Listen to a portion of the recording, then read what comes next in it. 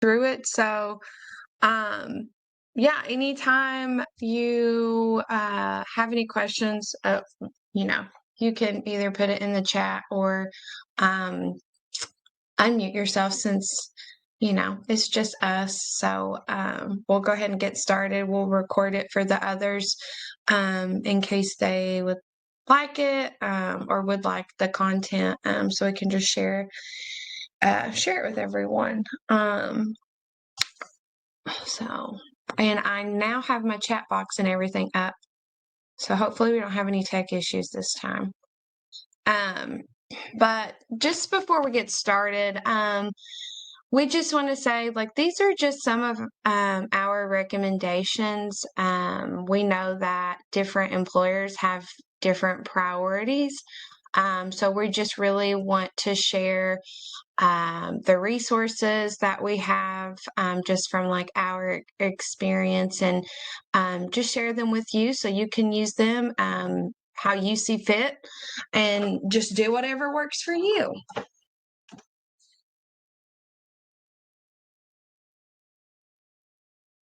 Okay, so we'll talk about resume writing and cover letters. So, briefly, this slide explains, what or how to create, a good resume. Um, Employers do not take a long time to read a resume. From the research and from what I've heard from others, usually an employer will look between 20 to 40 seconds at a resume. So it's really important for it to be clear, the formatting to be good for the for a one-page resume. So you really just want to be as clear and concise for what you want to put on your resume. It's best to not be so wordy when it comes to that, and we'll talk a little bit more about that on other slides. But it is best for your resume to fit on one page. Your references that you include with your resume should be on a separate page. You want it to be in reverse chronological order. So you want to start with your most recent employment or, national service first, and then go from years back. So like for me, my most recent would be being the Homes for All member coordinator. And then before this employment, I worked at the Department of Community-Based Services. So that would be my second, and so forth. You would include the skills from your positions that you held before the one that you are interested in applying to. So you would want to include the skills and tasks from your position description or the job description. Sometimes, and I don't know if it's like always like this, but sometimes job descriptions can be kind of generic. I just remember the position description whenever I was a child protection worker. It was very generic. So I would just say pull things that that like you are doing daily, and kind of um, format it to be relevant, and include relevant skills for the position that you are hoping to get. You definitely don't want to rely on a resume template. Sometimes when those get downloaded, the whole formatting changes. So then everything's jumbled or in the wrong place. So it's best to stay clear of those. And like I just said, you really want to tailor your resume to the specific job you're applying for. So finding those keywords from the job and fitting them into your resume based on the skills that you have. So, here are some important things to always include on your resume. You want to include your name, your up to date address, your phone number, and your email. Um, you would want to remove the address if you are looking for a job out of state. That came up during the end of year training with Serve Kentucky. Someone asked that, like, if you're applying to out of state jobs, just remove it from the resume. So you would want to use a professional email. So hopefully one that doesn't have like I don't know, a lot of numbers or things like that. You definitely don't want to use a school email or a service site email just because you know that you're not always going to be in school, or if you're looking for other employment, you might not necessarily be at your site. Or, you know, if you're finishing up and wrapping up your service, then, you know, that email address would no longer be something you have access to. Do not add your birth year. So if if you're someone that's always used like the same email address for, you know, as long as you can remember, as long as you've had an email, maybe it might be time to create a new email that just seems a little bit cleaner. Um, you want to include an objective. So the example I gave was whenever I created this PowerPoint, my husband was looking for just a little side work. So he was. I worked with him on creating and updating his resume. So he did include an objective, and it was this: to obtain part-time employment at AutoZone with the opportunity to deliver parts and ensure great customer service. So it's very brief, just an overall, the overall reason as to why, you know, you are applying for the job. You would want to include your education, your any additional certifications that you might have. If you are, you know, directly out of school, some employers might like that you include your GPA. If it's above 3.5, and then all related experience. So I know that that slide is a little wordy, and you know, we just talked about how you want your resume to be clean, but it can be done.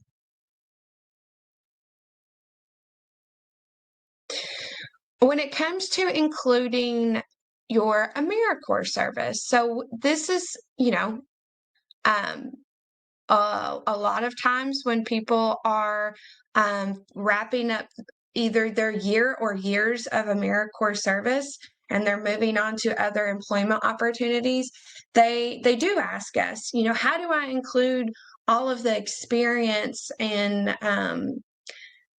the professional experience that I've gained through my year or years of AmeriCorps service. And I just want to say, you always include your AmeriCorps experience as a professional experience. Employers like it. There are a lot of national service employers out there. So with that being said, you know, there's a lot of employers that know what national service and what AmeriCorps is. They could be alum as well. So it could be a cool talking point if you get an interview. Um, so you always want to include it as a professional experience.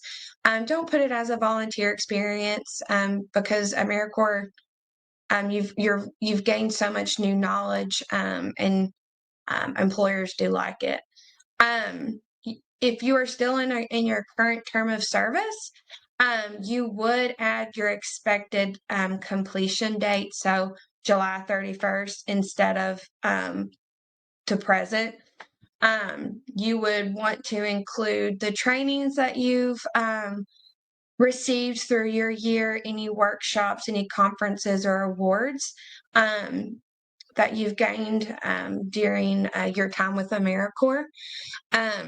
This is just a suggestion, but you can list HHCK as the main organization, and then put like the position of Housing Services AmeriCorps member at Housing Development Alliance, because so it kind of breaks it down into what AmeriCorps program you're with, and where you are serving at.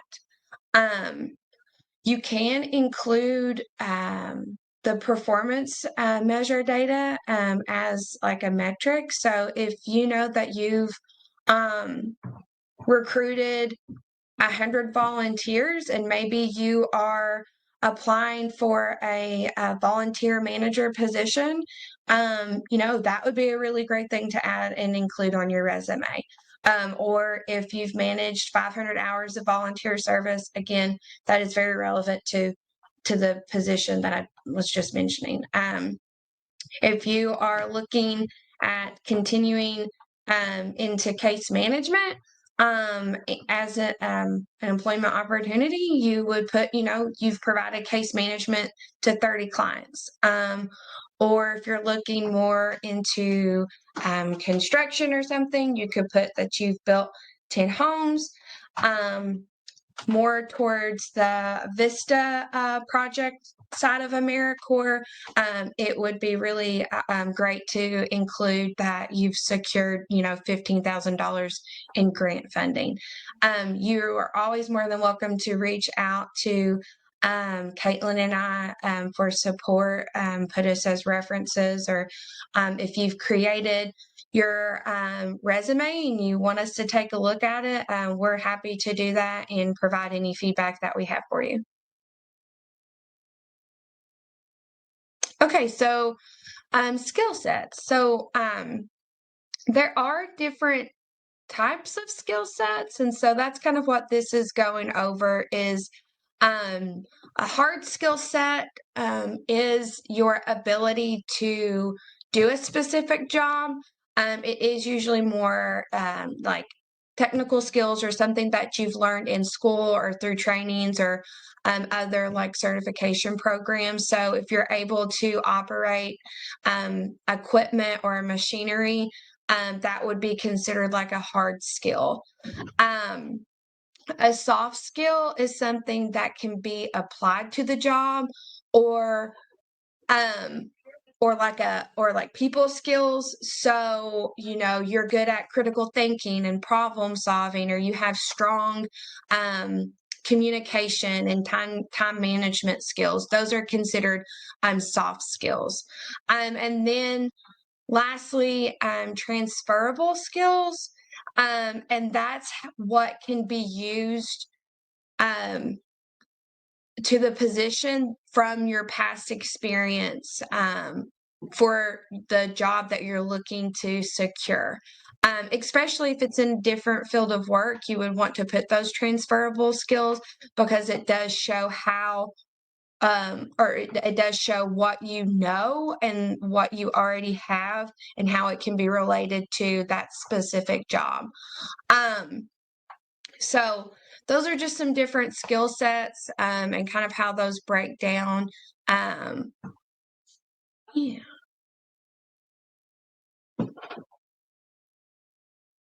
Okay, so once you've created your great resume, you're going to move on to choosing references to include with it. So you want to make sure that your the person's contact information, or sorry, not you want to ensure that your contact information is at the top of that page. If for some reason your resume and your references were to get split, it's an easy way for that employer to know, oh, these references go with Rebecca's resume. So always include your information at the top. And then you're going to list at least 3 people for your professional references. It is best to choose professional references and kind of stay clear of friends or relatives when you're applying for employment. Um, you want to bring a few copies with you when you get to that interview, just in case you are asked to provide them. It's just best to kind of come prepared so that you have that hard copy. If you're talking about your experience, and I don't know if you're like me, kind of get nervous when you're around new people, you can kind of glance down and be like, oh, yeah, this is my experience, and not read from it, but at least get you back on track with the conversation that you're having. And also, the employer that you're interviewing with can look at it, refresh their memory if they need to, while you guys are sitting there in the interview. Um, your references could make or break you on getting your job. So really think about who you're choosing to be, um, you know, the person that you want your potential employer to contact. Um, you definitely want to make sure that you're picking the people that can speak um, and say great things about your skill sets and just the type of person that you are on your behalf. And always make sure that their reference information is up to date. Um, I don't think people like to be caught off guard when you've put them down as a reference. So it never hurts to reach out to them and be like, hey, I'm applying to this really, I'm applying to my dream job. I'm thinking about including you as a reference. Is that okay? Is this still your up to date information? And just confirm with them that they feel comfortable to do that. Um, and I already mentioned this, but you are more than welcome to include me and Caitlin. Just like I mentioned, just give us a little heads up so we know, and just can kind of anticipate someone calling and us speaking on your behalf. I have a question real quick. Yeah. So would it be, I guess, appropriate to provide a copy of your resume to the person that you're requesting to speak on your behalf so that they kind of have a little bit of information about your most up-to-date ventures? Oh, I think that's a great idea. Yeah. And also kind of just filling them in on the job that you've applied for, so they're kind of not taken back, or they at least you can at least talk to them a little bit about, like, this is the job that I applied for. Here's a little bit of background about what this position would do. You know what I mean? Yeah, like attaching a position description or even like a link to the job Yeah. posting, something like that. Oh yeah, and Caitlin wrote in the chat and give them a heads up when you do apply, so the employer is calling, just like not out of the blue. Yeah, absolutely. That's a great question. Um, so including your AmeriCorps service or your Vista service, you always want to identify as an AmeriCorps member or as a Vista member. You'll want to include your service site in the program year. And you're going to pull those tasks and objectives from that position description that you signed, at the beginning of your year before you got started in the position, or pull those objectives and tasks from the Vista assignment description. So that's just a little bit of a refresher. This is my excuse me, my resume. So this is what it looks like. My I did have to tailor, like I mentioned, whenever I was a social service worker for DCBS, I did have to change the language a little bit. I didn't make up any language. from like, I didn't make up any, like, new language from the position description, but I did just use more words that, I don't know, really reflected on the work that I did. Um, a lot of it, like I mentioned, was very generic, and so I did want to include, that I did provide case management with 30 plus children and families, and did assessments of their client needs and things like that. So um, it doesn't have to be exactly what's on the, I don't want to say it doesn't have to be exactly on the position description or the job description, but at least tailoring it a little bit to the position that you are hoping to get, because the employer might not be familiar with those types of things. So they're going to look at, well, how is that, experience, or what makes their experience better than the next person and stuff. So this is just an example. Again, this is just mine and what works for me. It's all on one page. Some positions have, more bullet points than others, but as of right now, based on just my job history, my AmeriCorps um, service is still on my position description, or not on my reference, or blah blah blah. Oh my gosh, on my resume.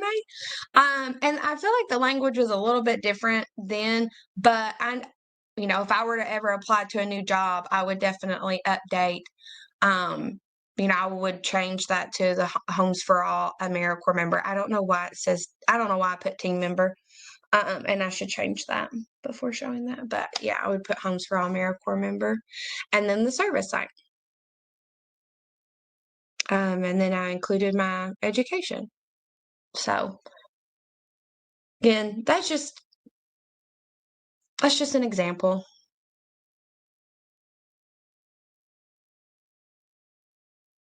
Okay, so we'll go on to cover letters next. Um, we've been asked this before, like, should you always submit a cover letter? Um, I think it came up last end of year training, and it may have come up during the in-person training, but I would always include a cover letter. Most employers, when they are posting a position, they're typically asking for both. Um, but I don't think it can hurt not. I don't think it can hurt with including the cover letter as well. And if they are asking for both, please make sure you provide both to the employer. Never just skip over, because that would be one thing that would eliminate you from the opportunity to interviewing. It's just like not providing the information that they're asking up front. But some basics about a cover letter. It is, a document that should be sent with your resume, and it does help provide some extra information about your skills and your experience that may not necessarily get captured in your resume, since you do have to be so clear and concise on it. It isn't long. It shouldn't be more than 200 to 250 words. So, like, few paragraphs or 2 paragraphs, not more than that. And it really is meant to help introduce you and help present your resume to the a future employer that you're hoping to be with, or the company or organization.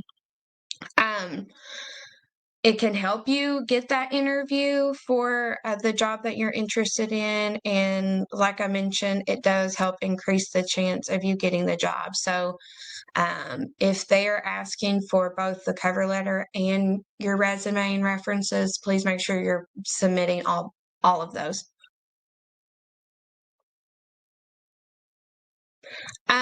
The design of a cover letter. So you'll have a header. So it will be like, so the letter, so you would list both parties or all parties contact information at the top. And then you're going to put your email and your contact information at the bottom after your signature. Maybe it'll make more sense when I show you an example, but you're going to do a brief greeting. So you're going to begin with the salutation. So Dr., Mr., Mrs., to whom it may concern, if or never, never use to whom it may concern. If you're unsure about the person's gender identity, just write out their full name.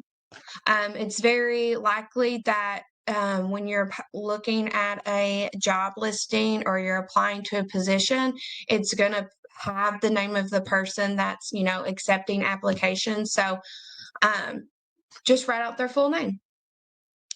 The body of it, like I mentioned, should be 1 to 2 paragraphs. You're going to really talk about your interest in the position and why you're a great candidate for it. You're going to also mention your specific qualifications that are relevant to the job posting. So with your resume, you will edit it you should edit it every time you're applying to a new position. Like I mentioned, some of that language might change based on the positions that you're applying for. You will for sure update your cover letter each time as well, because you always want to cater them both to the specific position that you're applying to. So if you're applying to a volunteer manager position and then a case manager position, like those resumes and cover letters are going to look a little different because you're going to be pulling different experience and skills that you have. I hope that makes sense.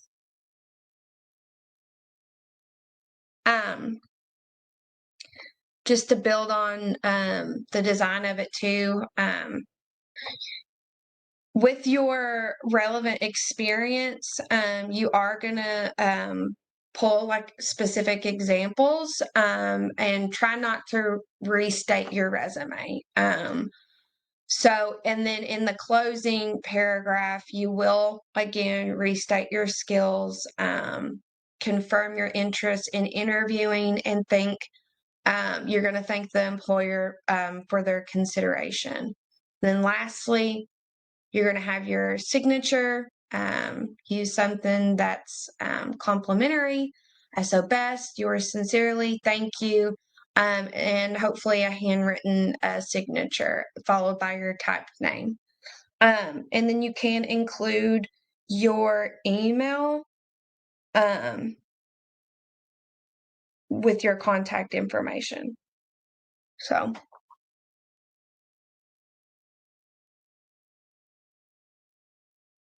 this was my cover letter when I applied for this position that I'm in right now. And I did some things a little wrong, so don't go off of me. But I did include, this was my most recent contact information. So up top, you have your letterhead with your information, and then the person that is, who you need to submit your resume and your cover letter to. So I submitted mine to Caitlin, and the organization's address, your salutations, and then I just wrote a few paragraphs on my education and some of the experience that I have. So I also included my AmeriCorps service. And then I concluded with being, flexible to discuss my resume with her and how I could be reached.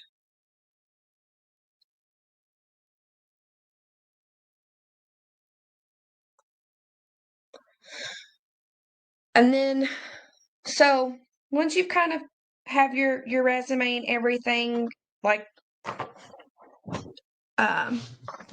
coordinated, we're going to kind of move into job search now. So, again, this is all just, from experience, and um, you use what you think is beneficial for you as you move on to whatever's next. But there are what I feel like are three factors for success. You do want to look at the job market, see what's out there, really plan for your search, and what you're looking for, and understanding what your skills are and what your goals are. You really want to make sure those things align with the employer that you could potentially be working for. And if something doesn't feel right, if you see, a job listing or something and it just doesn't feel right, nobody is making you apply to that position. So if your values don't align with theirs, then you probably wouldn't be very happy in that job. Which I kind of got ahead of myself. But so assess your values. What matters to you with a job. Think about the benefits and the salary. Job security. Is it grant funded? Is that stated up front on the position description or the job description that this is, a grant funded position that's going to last through 2024 or whatever? What's the work culture like? Some of these questions too, or some of these things when it comes to your values, you can kind of talk about in your interview, but I'll let Caitlin do that part. What's the schedule going to be like? Is it a Monday through Friday? Are you looking for a Monday through Friday position? Are you looking to do you want Sundays and Mondays off and work Tuesday through Saturday? How far is it from your home? Is it remote? Is it fully remote? Those are things to look at too nowadays with, jobs. Benefits. Benefits are always something that I always look at, health insurance options, vision, dental. Those are things that I just think about. And of course you want to, make a decent amount to provide for yourself and your families.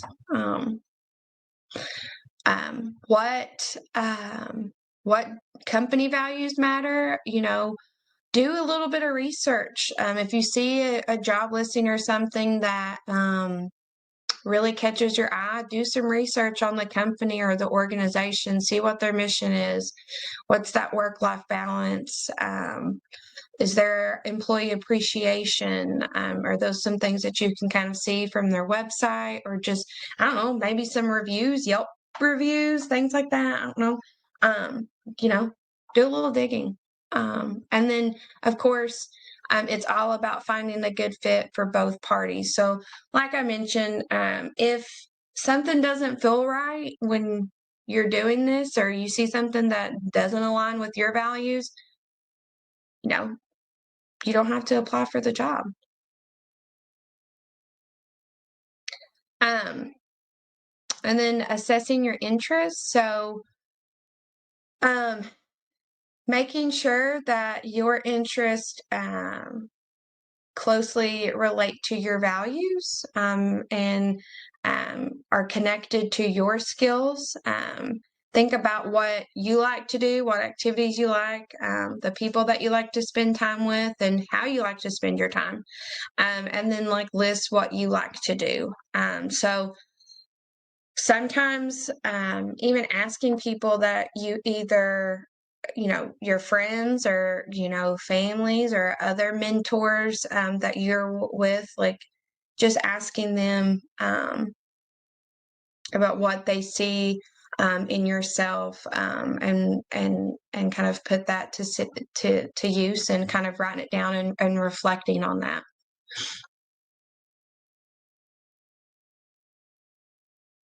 Also, assessing your skills.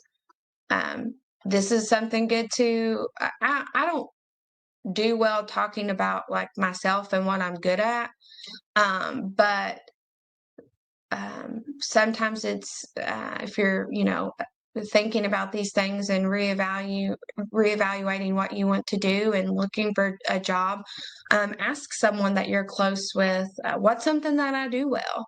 And um, like I just mentioned, um, I don't do well with like picking out the good things about myself, but confidence really is key. You want to go into your interview confident, which Caitlin will get into that, but um, making sure that you can communicate your skills to the employer or the person that you are interviewing with, um, and connect those skills to the need of the job.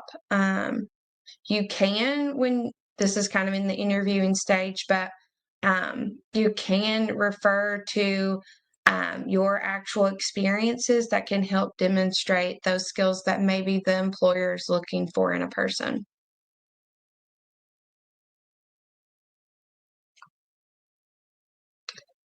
Um, Exploring jobs. So you're gonna you can reflect on your previous experience, whether that's internships, volunteer experience, your AmeriCorps service, other job, previous jobs. um, think about the career sites whenever you're looking for jobs. There's so many different ways, I feel like, nowadays to um, search for jobs. So you could start out with a general search if you want to. There's so many things on Indeed, ZipRecruiter. Um, if you're looking for something that's a federal or state, or government jobs, USA Jobs is the federal website. And then the Kentucky Personnel Cabinet, you can just like, I think, Google it and it'll list all of the state jobs in Kentucky. Nonprofit, if you're looking to get or stay in the nonprofit world, there's so many nonprofits in Kentucky, and I feel like even like I've seen some out of Kentucky um, that post their jobs to Kentucky Nonprofit Network or Idealist. And then education, you could do K-12 Job Spot. Sometimes if you go to the different counties, schools' websites, they'll have like a career, link, and you can see what upcoming positions are available for the school year. Um, if you ever are kind of running into any issues with, just exploring jobs, I'm more than happy to help with that. And then you really do want to, once you kind of figure out what you're wanting to do, really narrow down and target, I was supposed to say needs, target those job listings that meet your needs. So your values and your interests, and make sure it lines with those. I kind of touched on this a little bit, but just like researching jobs, if you're looking at a job listing on Indeed or something and you're like, wow, that sounds really cool, do some research on the employer, the company, or whatever else you're able to find. Maybe there's some like news articles out there where they're the company's getting recognition for the work they do or something. That's always cool to find things like that. Also, look, social media is such a big thing. Look on social medias. See if they have a social media presence. What's that look like? Does it align with your values and um, everything like that? Sorry, I was getting a drink of water. Consider the reviews left on an employer. I kind of mentioned that, like if there are reviews, Yelp reviews, whatever it may be, that really might. Don't let it interfere like too much with your initial judgment about an employer. If they do call you for an interview, at least give them that respect, talk to them, you just want to take that with a grain of salt. And then assessing the list itself. So is the salary mentioned up front? Is it negotiable? Is it something that's going to work for your family and you? Are there reasonable expectations for the requirement just based on the previous job or the education experience that's listed for the salary? And then are the activities or the job duties clear? Is it easy to understand? Are there a lot of activities listed? Look at those things. But you can always bring those questions to the interview.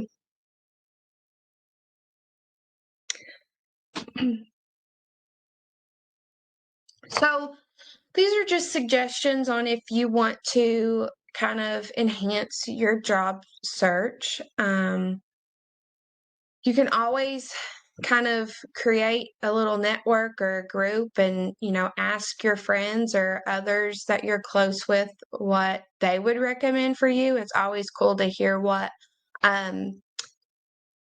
people would recommend for you. I get told a lot that I seem like I would be a good teacher. So, I don't know, that's just something, as an example. If you can get familiar with professionals in the field, that really does provide a lot of extra insight, to you. You can talk to previous supervisors or teachers or professors or mentors, about any opportunities, if they're still in the field, or what they've heard through other community partners or organizations or friends and family.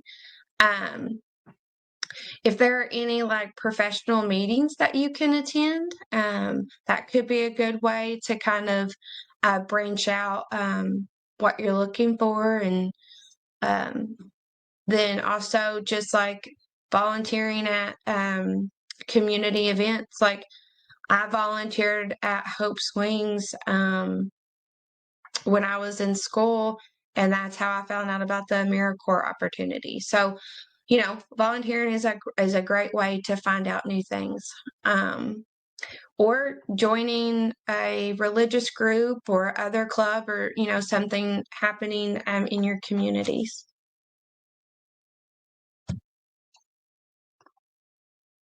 And then applying. Please just follow the application instructions thoroughly. If there's not really any guidance provided to you, it would be best to just send your cover letter and your resume to the HR person, or whoever is listed that would be receiving the applications. It is best, if you can, to submit your cover letter and resume as a PDF. I kind of mentioned this earlier. The applications may download. The applications might download a Word document differently. And so I was referring to earlier of resume templates, but it could happen with the Word document as well, which would make everything mess up and jumble up and cause all of those formatting issues. And so we don't want that to happen. Don't expect to hear anything until after the application window has closed. So always, if that's listed, just keep that date in mind. This job, they're going to be accepting applications until the end of July. So you're not just kind of on edge and just anticipating a call or an email right away. And then follow up after a period of time.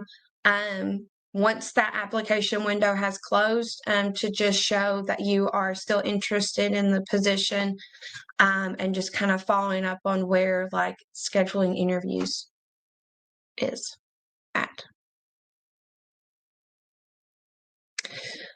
Here are just some resources as well that you can use however you would like. Vista Campus is really cool. So if you are a Vista, you probably already have a Vista Campus account.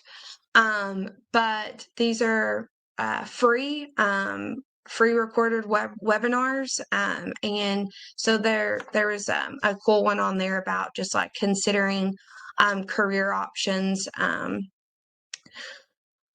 I pulled some of this too from just different websites, but Kentucky Nonprofit, the state commissions like Service Job Board. You can look at like service year. There's an AmeriCorps alum website that can help with networking with former members in and out of our program and other programs. So we'll include this on our website so that you guys can access it whenever and kind of click and play around and see kind of what's going to work for you, and hopefully it's helpful.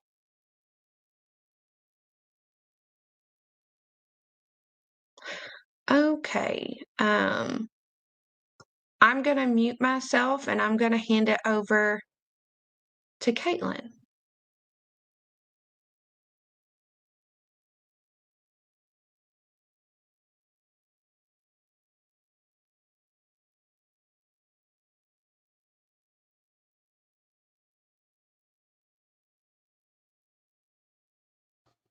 Hey everyone, can you all hear me? Yes, we I can can hear hear you. Right. Yes. Okay. We are going to talk about interviewing, sort of the next step in career services. And like you all did with Holly, if you have any questions, just unmute yourself and we can go through them. I like this graphic and I include it with this part of the presentation because I think interviewing can be probably the most daunting part of applying for and getting a job.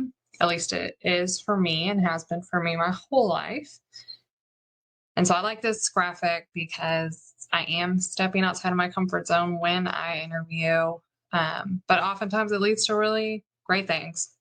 So it can be worth it to step outside that comfort zone occasionally.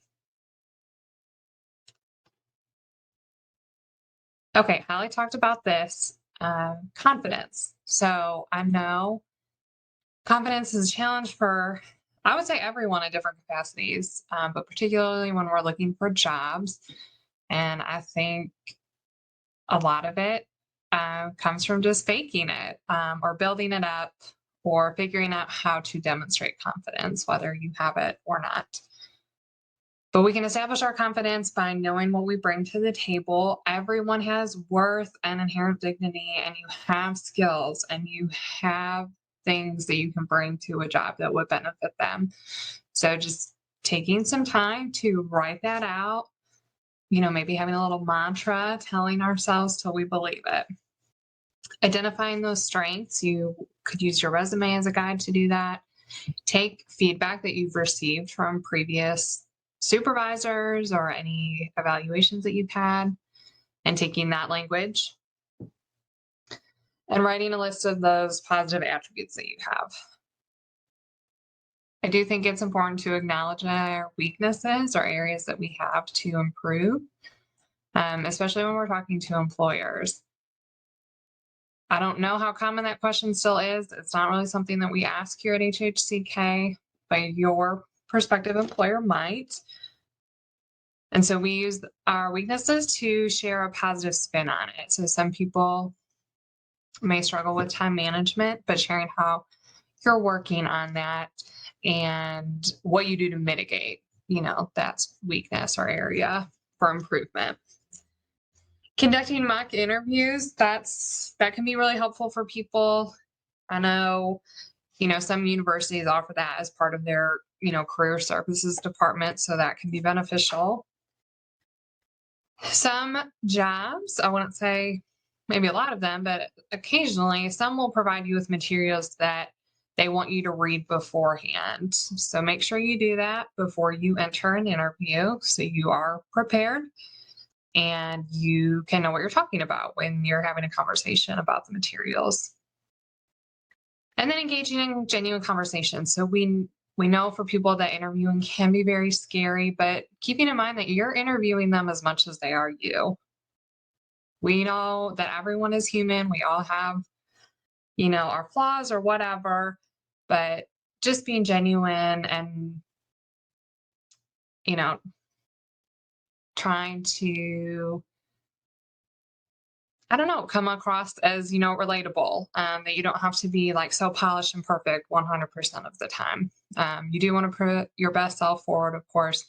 But as someone, we don't necessarily hire people, but we do select them when we do interview them. So we want to get to know you as the individual. And I think a lot of employers feel similarly. The interview itself, these are our recommendations. And I think if that's, one of the things you take away from today is just knowing that what we're sharing is what we see as our best practices across this sort of content. But that you do want to take what works for you and successes that you've had previously. So what went well.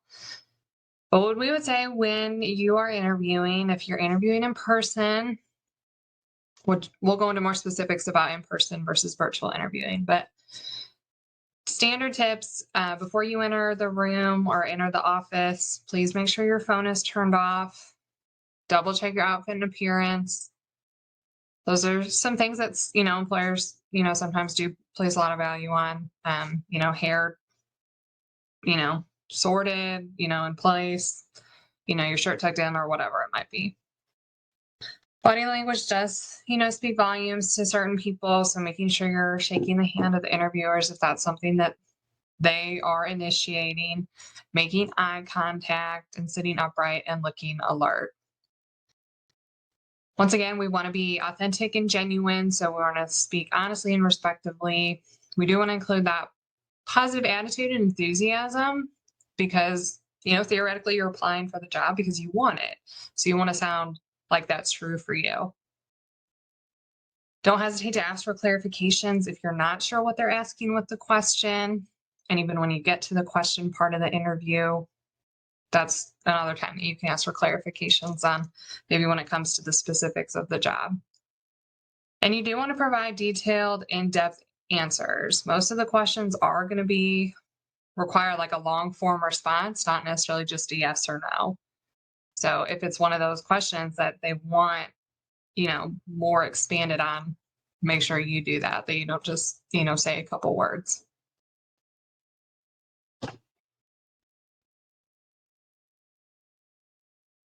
One of the things you can do to feel confident and ready for your interview is to prepare for the type of questions you'll receive. Every employer is going to ask you different questions.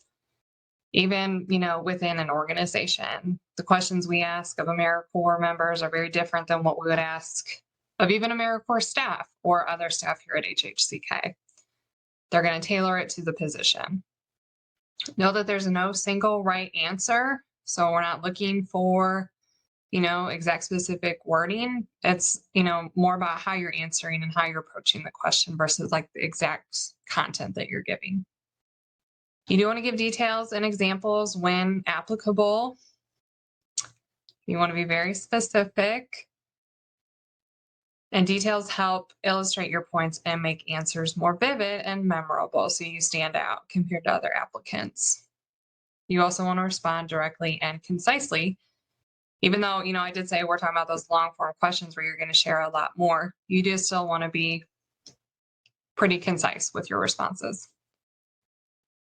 Keeping the position in mind, so the answers you give should be relevant to the type of job that you were interested in.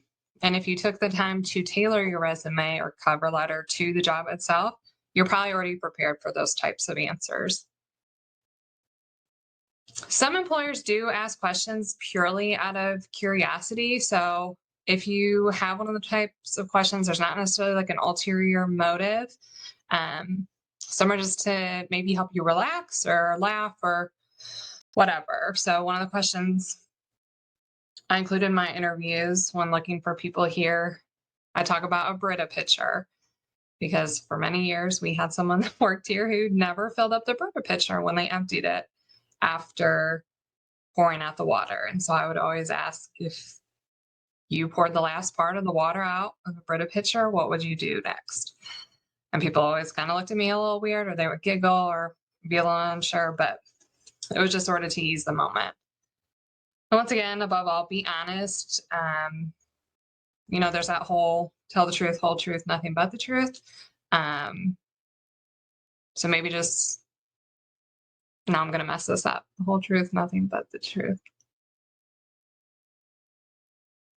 I don't know. What I'm trying to say is you don't have to share every single thing, every part of your life or every part of your work experience, but you do want to be honest about the parts that you do share. Sorry, y'all, it's been a day. STAR question. So this is a type of question that you probably have encountered before. You might already be familiar with it. But STAR questions are used to gauge how people would respond to a specific situation, or how you would handle an issue, or how you approach your position. So it starts with the situation or a task. So what that means is you would describe the situation that you were in or the task that you were assigned. It can be from a previous job or volunteer experience or other relevant event. And then you'll talk about the action that you took to, meet the goal or resolve the challenge or whatever it might be. You can talk about how you did that as an individual, or even better, if it was part of a team, how you collaborated with those other team members. You're not going to tell them what you might have done. You're going to tell them what you did. And don't forget to talk about the results you achieved. So what happened after, the situation or this objective or this activity. And you can think of ways to quantify your results if that's applicable to the question that was asked. So if you were responsible for recruiting volunteers, how many volunteers did you recruit in X amount of months, whatever that might be. Asking questions. So most employers, I would say, do ask you if you have questions after their portion is over. I think maybe you've probably already heard this, that you should ask questions when given the opportunity. It demonstrates your interest in the position. When you ask a question that is relevant and specific, it shows that you've researched the organization. It implies your insightfulness and intelligence. And then it helps you know more about whether you want to work there or not. You'll get an answer, maybe help clarify things, and so it'll help you make a decision if you were to be offered the job. These are some suggestions of things that you could ask. How do you describe the successful employees in the company? How do you supervise the people you manage? What qualifications or skills are necessary to be in the position? What are the next steps in the search process? While you can come prepared with some questions to ask, if they end up answering those questions at some point in the interview, improvise a new one, so you're not asking a question that's already been answered.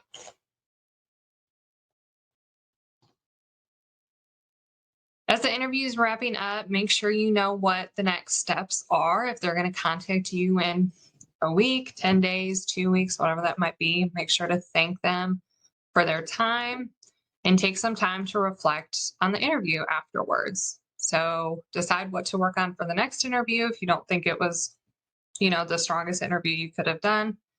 And once again, you're interviewing them as much as they are you. So if you take the time to think about it afterwards, maybe there were some red flags that popped up or some things that you didn't, like about what was asked or how the interview went, based on their conduct or something. So then you might know that's not somewhere you want to work.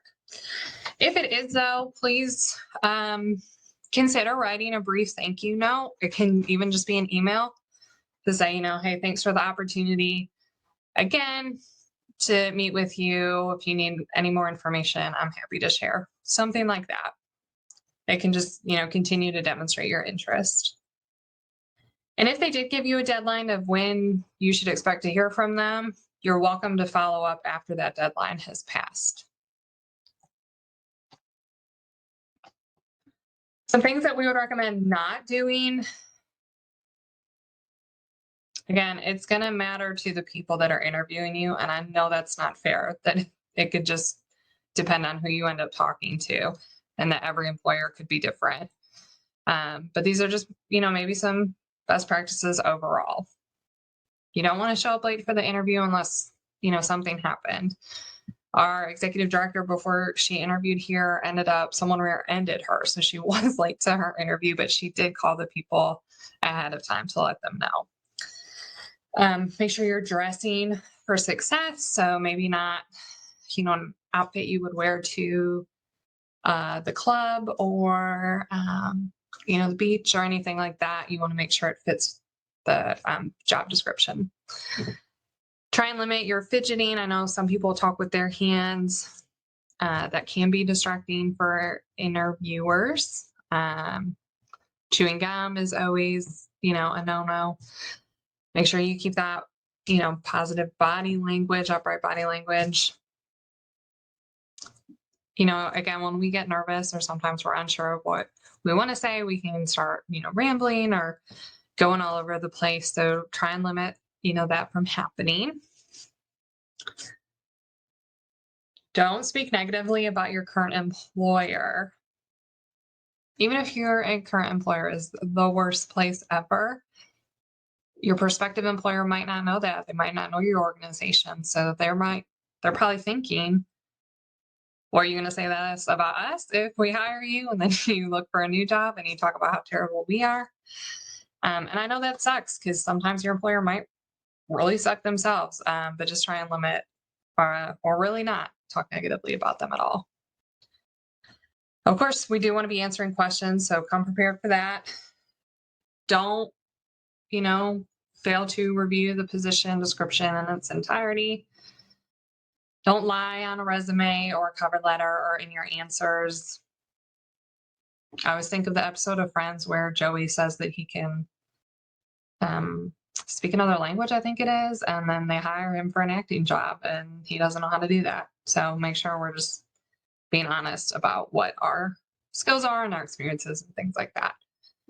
You do want to understand and research the company beforehand. So if you come unprepared, you don't know anything about it, that's going to become pretty clear pretty quickly. Again, people get really nervous when they're interviewing.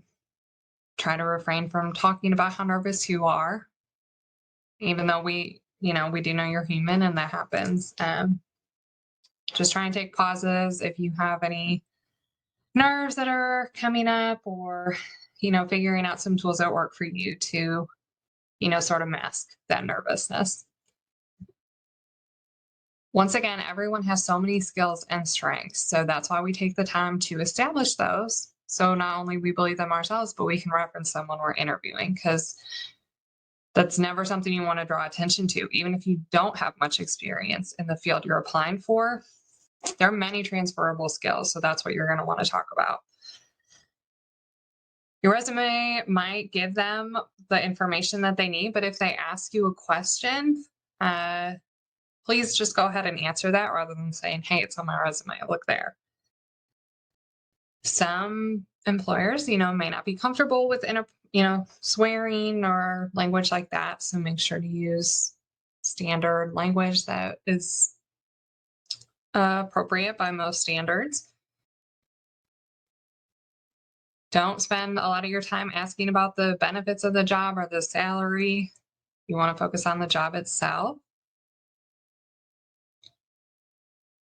You also want to be a real human and have opinions and, share your thoughts and your perspective.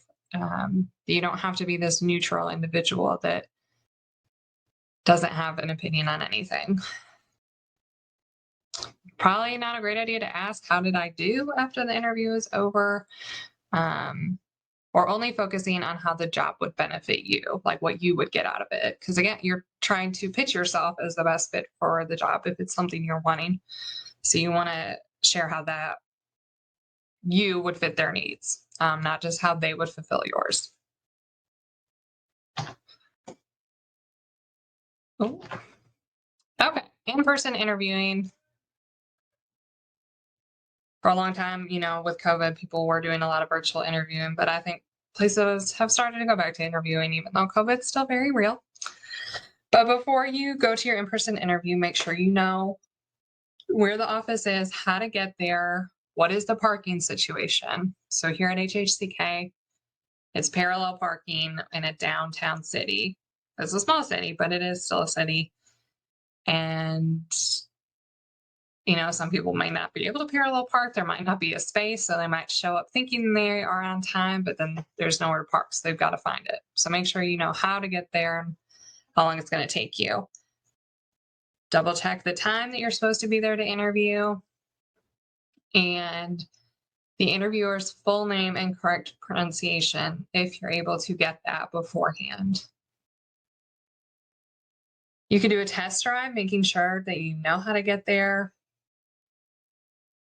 and, figure out those logistics again. So maybe it's a parking issue.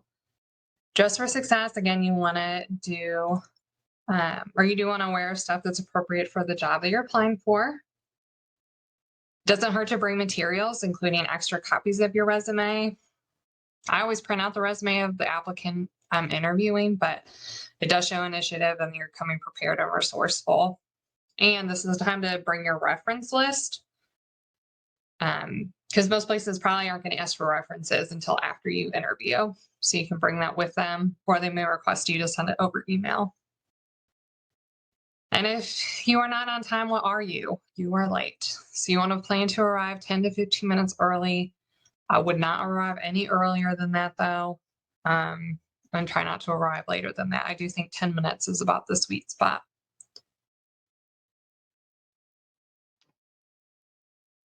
Virtual interviewing. So if you are interviewing, maybe for a position out of the state, or that's just the way the company does their interviews, you still want to prepare just as you would for another type of interview. So sometimes you might do a phone interview, and these recommendations can benefit phone interviews as well. Clear the room of distractions. So make sure your dogs are in another room, or maybe on an entirely different floor if they make a lot of noise. Turning off the radio and TV and closing the door so you have uninterrupted space. If you still have a landline, you consider using that rather than a cell phone. If you're interviewing over the computer, you want to double check your internet speed. So I use the desktop, and I kept trying to use the Wi-Fi for years here at HHCK. And we finally realized that my computer was having so many connectivity issues because it works best if I'm connected into the Ethernet. So now my internet runs pretty smoothly. And if you have that, that's great, but just double check your internet speed and that you have a reliable connection. Make sure you have a clean, simple background. If you have posters on your wall or anything like that, maybe you find a different room to do the interview, or you take them down, and double check the lighting. Once again, practice. Mock interviews are great. Talking on the phone or virtual interviewing can be uncomfortable. It's not always natural. So maybe asking a friend or, someone else to help you practice.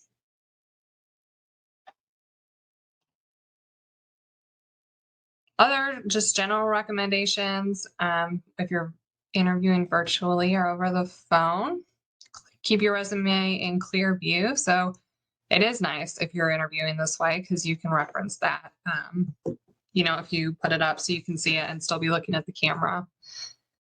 Gathering that list of accomplishments or experience that you want to be able to share. Have a piece of paper handy and a pen ready for note taking. Don't chew gum or smoke or drink or eat while you are on the phone or virtually interviewing. It can be distracting. Oh, sorry, you should keep a glass of water handy. I guess I'm trying to say don't drink like alcohol or anything like that during the interview. Smiling can project a positive image to the listener, and it does change the tone of your voice, so you do sound positive and engaged and interested. Speak slowly and enunciate clearly. That is something that I struggle with. I do talk very fast, so that is something I have to work on. Make sure you're closing other programs. So if you have, a bunch of internet tabs up or Word documents or whatever, it can slow your computer's performance, as I'm sure you are aware, but making sure we take those down before interviewing. There may still be brief delays in transmission, so the time it takes for the interview to ask the question versus when you hear it. So again, since that can be awkward, just anticipating that happening. And then you want to make sure you're looking into the camera, so as if you were speaking directly to them if you were in person. Selling your AmeriCorps service. So I think maybe this is what you were looking for when you were interested in this training. You want to know how to talk about AmeriCorps. You want to identify skills developed during your year of service. They can be general skills like, organization, public speaking, any punctuality or time management that you learned. You can share any certifications or trainings or accomplishments that you had. So if you took a mental health first aid training and you were certified in that, or your site sent you to a NeighborWorks homeownership training, or you were certified in a fundraising course, anything like that. Spend time reflecting to develop stronger answers to your interview questions when you're talking about your service.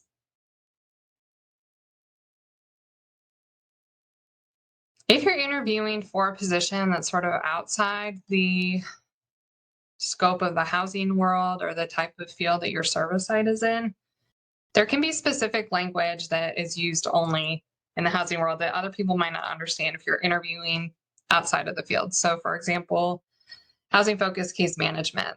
People might not know what that is unless they do this type of work. So you can break it down into other terms that lay people might understand a little more easier. Conducting needs assessments, helping secure resources for housing stability for people that are experiencing homelessness, and developing client-centered action plans, something like that. If you're a VISTA member, you can, expand on a term like volunteer recruitment by highlighting that it's essentially relationship management. You were engaging with the community, and then you provided that specific project site supervision if you ended up managing those volunteers.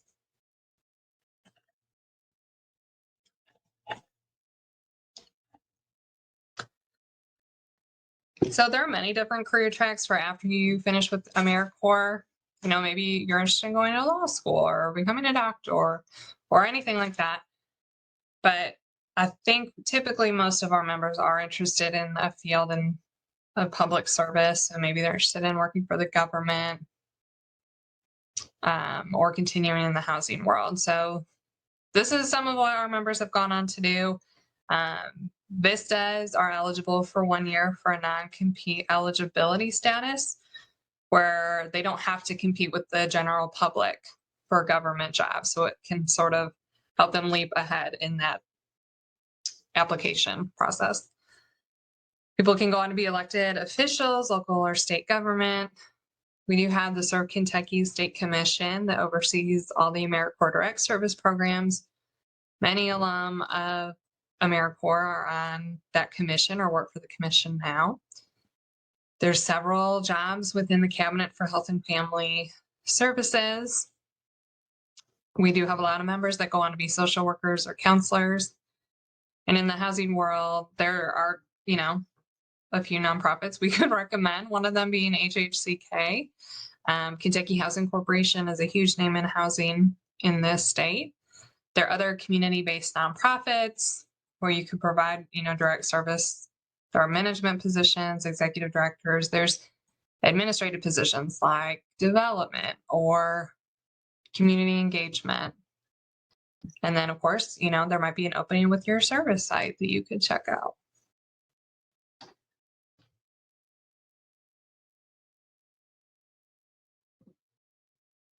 Translating your AmeriCorps service. So when we're talking about AmeriCorps to prospective employers, we can use terms like capacity building and explaining what that is. So capacity building can be a term that people aren't necessarily familiar with. And so the other language we can use, we helped expand the reach of the organization to provide more services to individuals, or we helped organizations become more efficient or effective through these specific VISTA projects. And then you would talk about what you did during your VISTA service.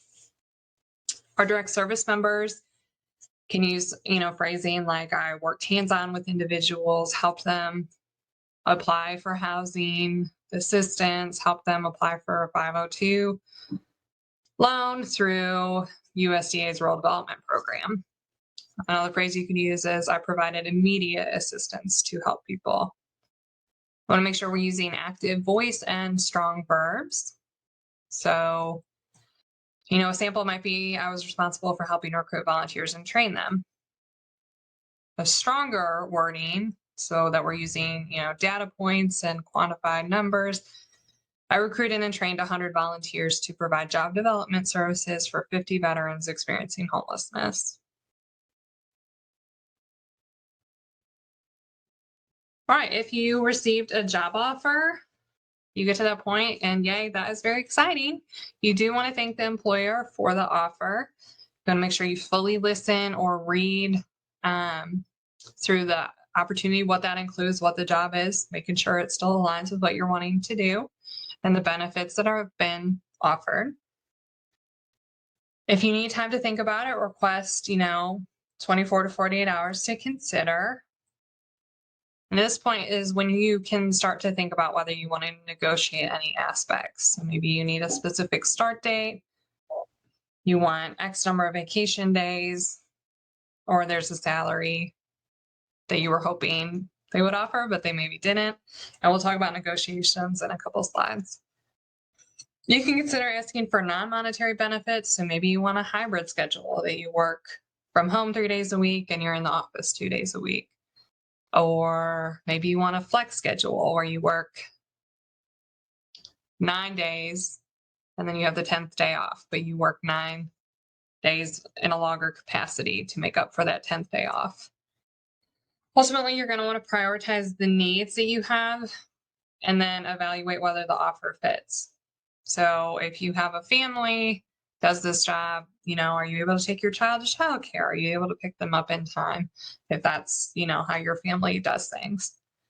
And then make sure you respond to the offer by the stated deadline, whatever you agreed upon, if they gave you time to think about it.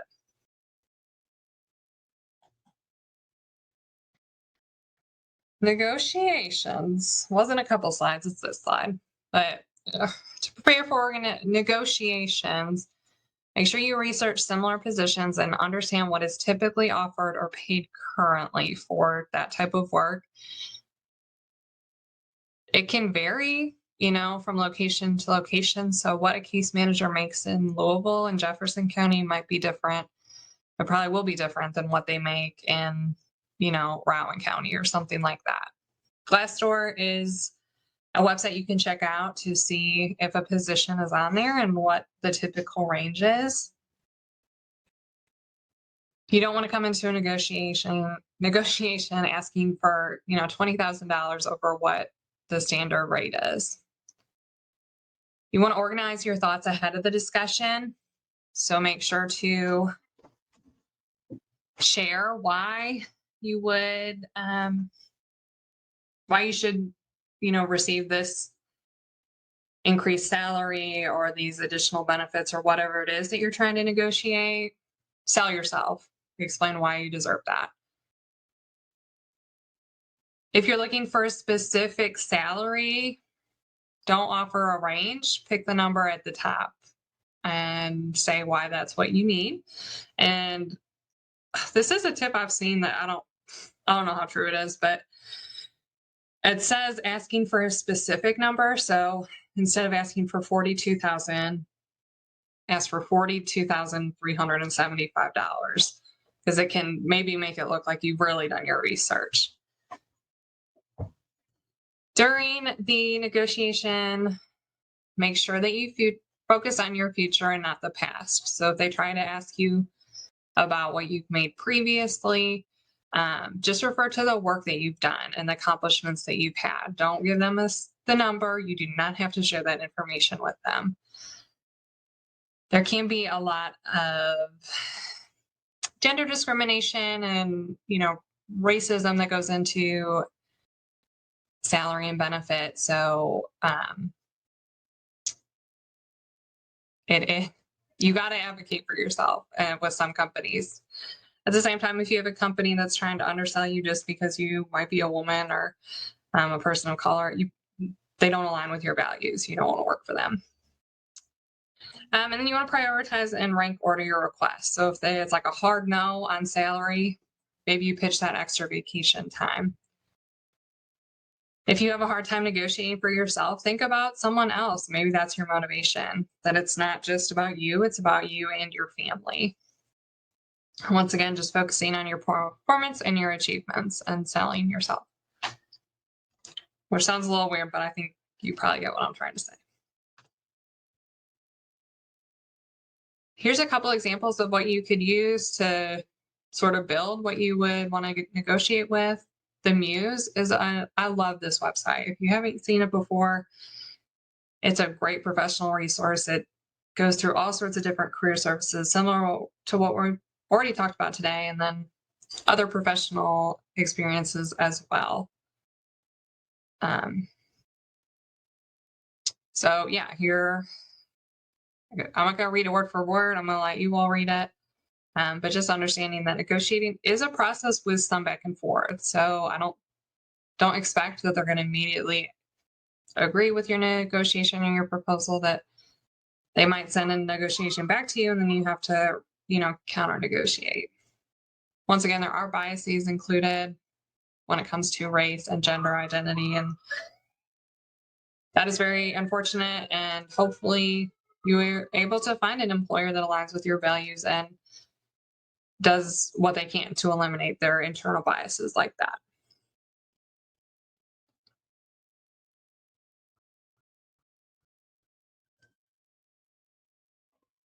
Okay, so unfortunately, sometimes we interview for a job and we really wanted it and it would have been a good fit, we thought, but we didn't receive the job offer. You still want to make sure to respond to the employer, thank them for the opportunity to have interviewed. If you want to stay in consideration for future positions, make sure to note that when responding to them. You do want to celebrate your wins. So reflecting on the interview again, or if you haven't done it at that point, taking time to do it then, and talk about or think about what you did well and what went well, and that you made it to that part of the process. Not everyone gets the chance to interview, so it meant something if they did pick you to interview. You can ask people for feedback, why they didn't get selected for the position, but don't expect that the employer will respond. Some employers are concerned about liability and a potential lawsuit, so they might not even respond to that, but some will, and you can take it with a grain of salt, whether you think it's a valid constructive feedback or whether it wasn't. Taking time to understand what you liked about the job and organization and trying to find a similar match when you return to job searching. And then just knowing it can be part of the process, that sometimes you interview for a job, they already know who they're going to hire, but they're not going to say that. And that sucks. And it's totally unfair, but that it maybe didn't even have anything to do with you at all.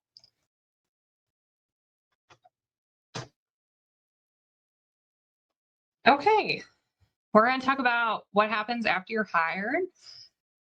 This is, once again, just our recommendations for sort of best practices if you are entering your first type of real job or whatever.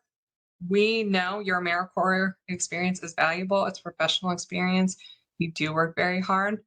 But where it isn't considered like permanent employment, there might be different expectations of you as an AmeriCorps member versus once you are a full-time or hired employee. So this is just what we've seen over the years and what we would suggest.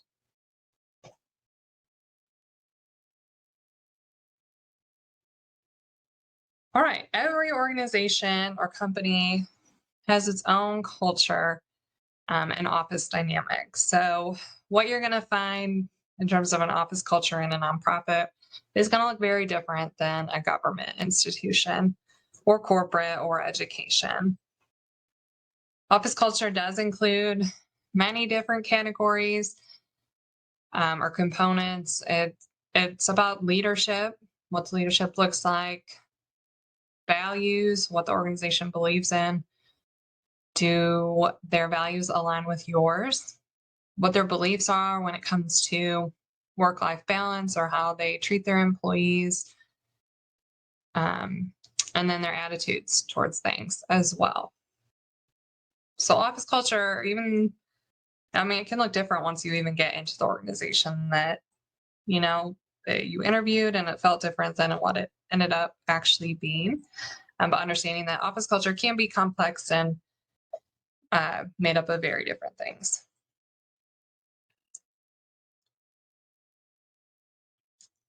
Setting boundaries. I encourage you to really focus on establishing boundaries, maintaining boundaries. It's so important when it comes to your work-life balance. And it can be hard to do that if you are working in a team or with a department or collaborating with somebody. And so sometimes people work on different timelines than you do, or they work at a different pace than you do. And so if you're asking, if someone's asking you to do something, confirming when do you need it by, so you can make sure that you guys have mutual understanding. If you are asking something of someone, make sure to give them ample time for any requests. So don't ask someone to generate a report for you that might take them an hour and you're asking for it in 10 minutes, something like that. Making sure you're setting those boundaries so that you can maintain a healthy work-life balance, as I've already said. You don't want your work to consume you. You don't want it to be something that you have to take home with you all of the time. Outside of working hours, if there's something that comes up or something you think of, asking, is this really an emergency? Asking that of yourself, or can it wait till the next day? So is that something you need to email your supervisor about immediately? If you use Google, if you use Gmail, Gmail has a function where you can hit schedule send, so you can decide when that email goes out. And even if you're thinking about something at 7 o'clock at night and then it pops up on someone's phone, they get the notification, it's going to make them start thinking about it. But you can take the time to just set it to go out at 8 o'clock the next morning. And so then everyone, or, the recipient isn't then having to think about work. And something else you can ask yourself, what I wanted to be interrupted for something like this during my off time. You want to have a good balance of, personal boundaries while remaining professional. So again, we're all human. We want to get to know each other. We want to, know who our coworkers are, and you don't have to share everything about yourself. And it's recommended maybe that you don't. Some places don't want you to share everything about you. So figuring out that balance when it comes to what you share and what you don't share, depending on your office's culture.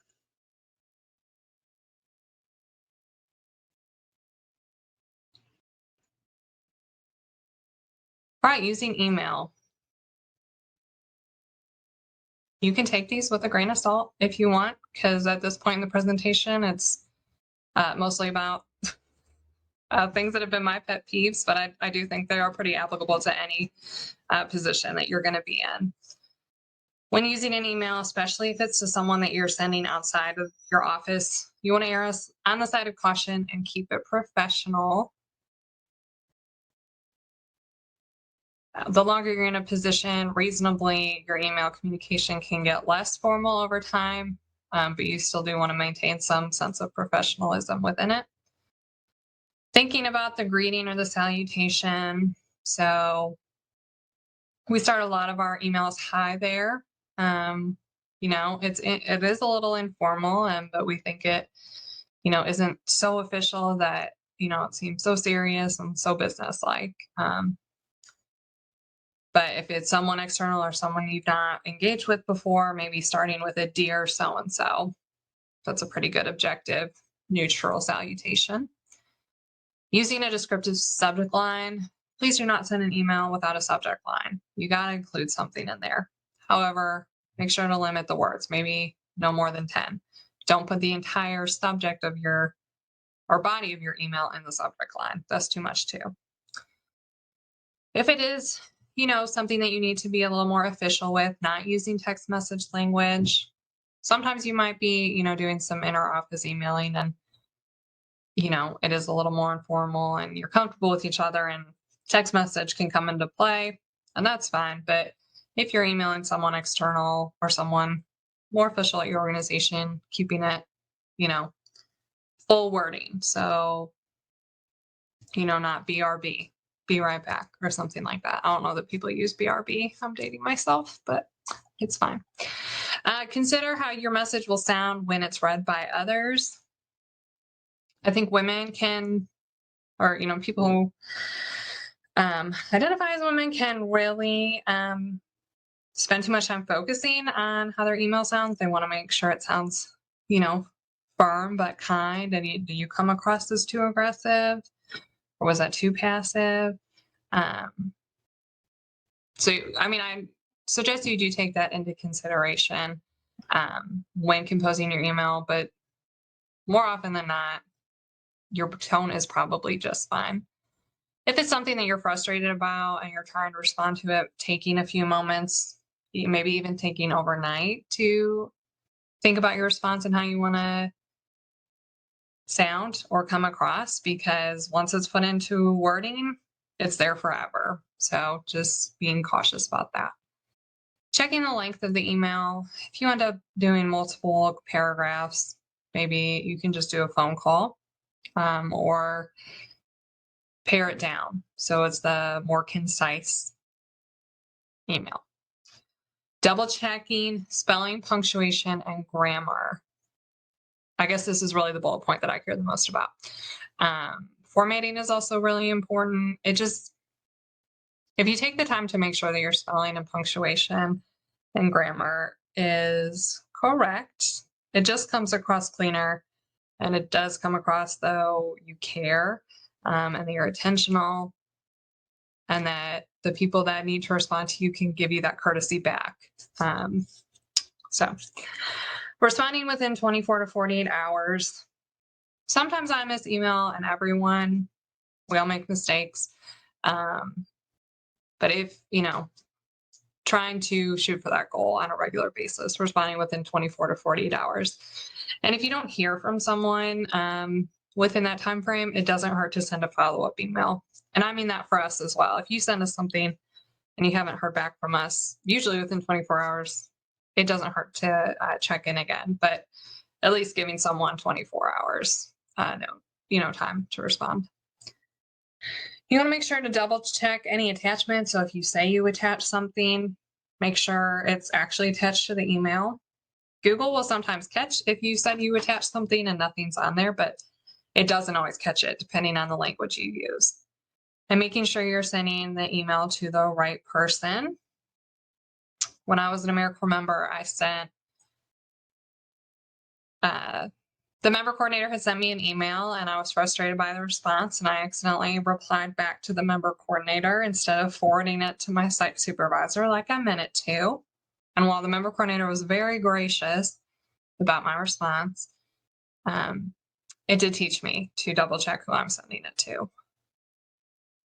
And you want to make sure to spell the name correctly of whoever you're emailing. This is something that Yeah, it's very important to me. And I think once again, it demonstrates that you are present, that you're paying attention, that you are considerate enough to understand how people spell their name. Once or twice, that's fine if you spell it incorrectly. But if it's a continuous misspelling of someone's name, it undermines what, the other person is thinking of you, and you don't want that. Or you might not care, but I'm someone that cares. So social media usage. This can be sort of, I don't know, people place a different emphasis on this depending on what their organization's values are and what they care about. So some places might not care about what you post on the internet. Some places do. Some places might have a social media policy. AmeriCorps, in our program, we do have a social media policy. And we also ask that members, they don't have to identify as AmeriCorps on their social media if they are, really engaged politically. Because even though it's your own private social media, it is reflective of you and the organization. If you work for them, you have on there that you work for them, and then you post certain things. So with that, I recommend that just keeping your profiles to private, Googling yourself, seeing what pops up.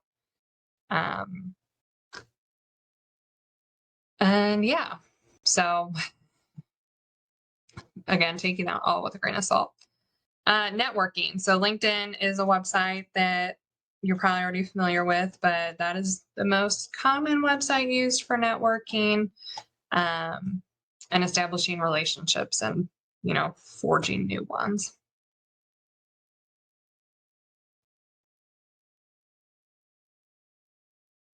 Once your job is secured and you've been in the position and you get to a point where you think you have performed well enough that you want a raise, that you're not making enough. Some places, maybe that's part of something they visit annually without you having to ask for that. But if that's not the case for you and you want to ask for a raise, these are recommendations on what to do. First of all, again, prepare. I feel like that's, the other message you can take away from today is just preparing. Planning the right timing. So asking before reviews is something you can consider doing. What the timing makes sense for the organization. When are they setting their budget for the upcoming year? Because they'll need to include, any raises or increased salaries. Listing the accomplishments that you've had since you've worked there or since the last raise, and any skills that are so valuable to the position and the company that you are justifying the raise. Practicing to make it as perfect as it can be so that you go in sounding confident and committed to what you're asking for. Projecting that confidence, speaking from a brag sheet. So something that you have developed that lists your accomplishments. You can provide a copy to your manager so that they can review it on all that you've been able to do. And you want to prioritize and rank your wanting. So maybe you're coming in hot with a salary request, or you want a non-monetary benefit added or changed or improved. So additional vacation time. Maybe you don't take the health insurance if your company pays the premium, and since they don't have to pay that premium for you, could that be used to increase your salary? Maybe you want that hybrid flex schedule or whatever it is, because that would be beneficial to your family or your work-life balance. And that's something that they can consider. If you get to a point in the process of asking for a raise or changes in your benefits, if you start with salary and there's no budge on that, considering asking for those other options. Understanding that other factors may have affected their decision on saying no, if they did. So is your position grant funded with very strict funding requirements? What's the financial situation of the company at the time? Did you maybe talk to the wrong person about it? Approaching the right person who considers these requests, making sure that's who you talk to. And then keep negotiating. The more you do it, the easier it becomes. Practice, makes perfect, is what they say. And I have Thursdays and Fridays on there because supposedly those are the better days to ask for a raise, because it's the end of the week and they won't just want to get things wrapped up for the week. Your supervisor or the manager, whoever. So they might be more amenable to that towards the end of the week.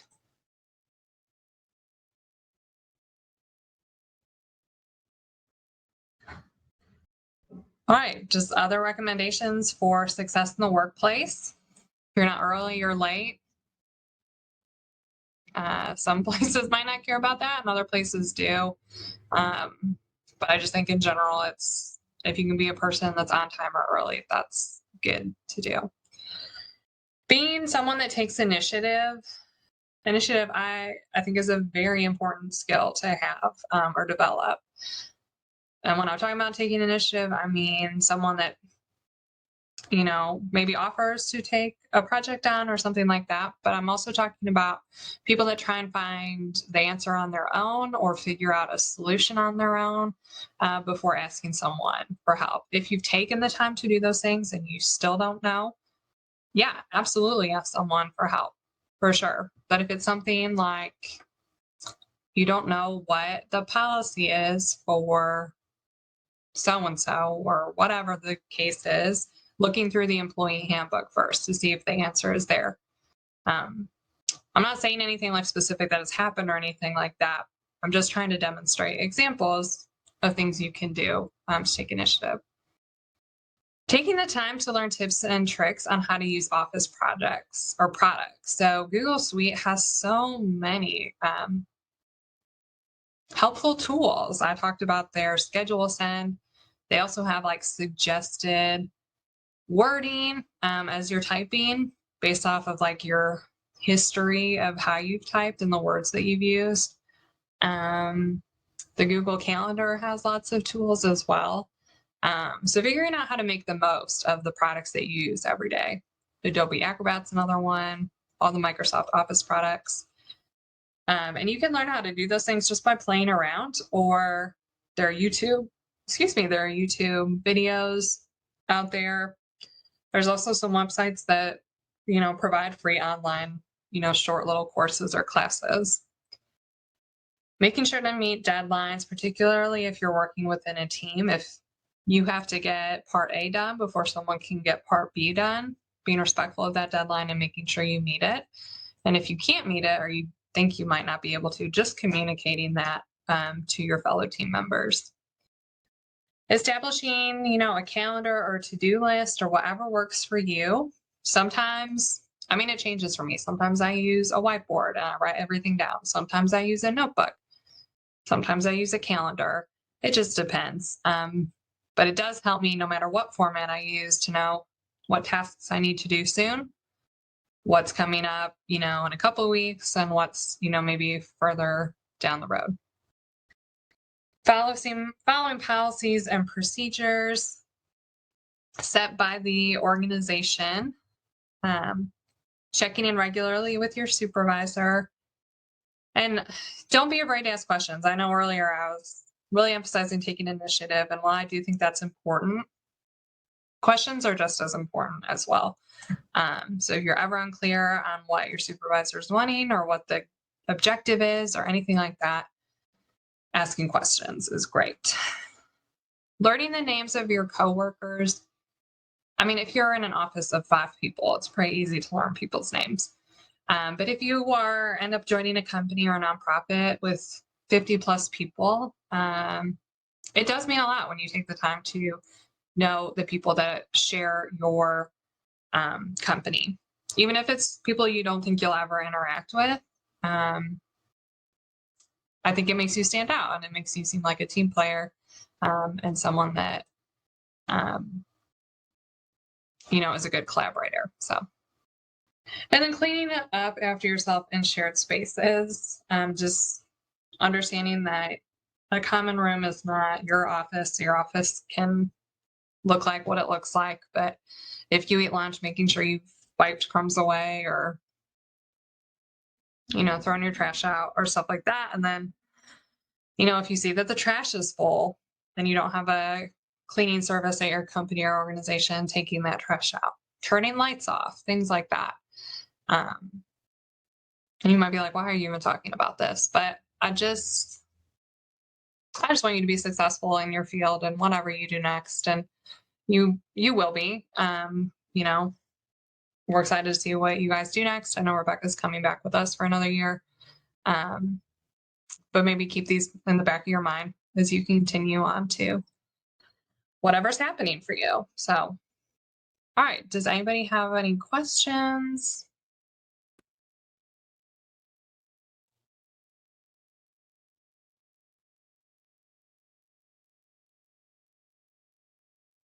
All right. Well, that's all we have for today. Do you have anything else you need answered? Not just from what we talked about this afternoon, but this morning. And if not, I mean, oh, I sorry. don't have any question. I just wanted to let y'all know I really appreciated this, and it was very informative. So I really appreciate y'all taking your time to do this afternoon. Oh, well, thank you. Thank you for saying that. We recorded it, so we'll put it on our YouTube channel. But if you ever want to talk to us, we're happy to look at your resume. I think Holly probably already said that, or your cover letter. So yeah. Make sure you log your time today under Homes for All training. And with that, y'all are free to go. Thank you all.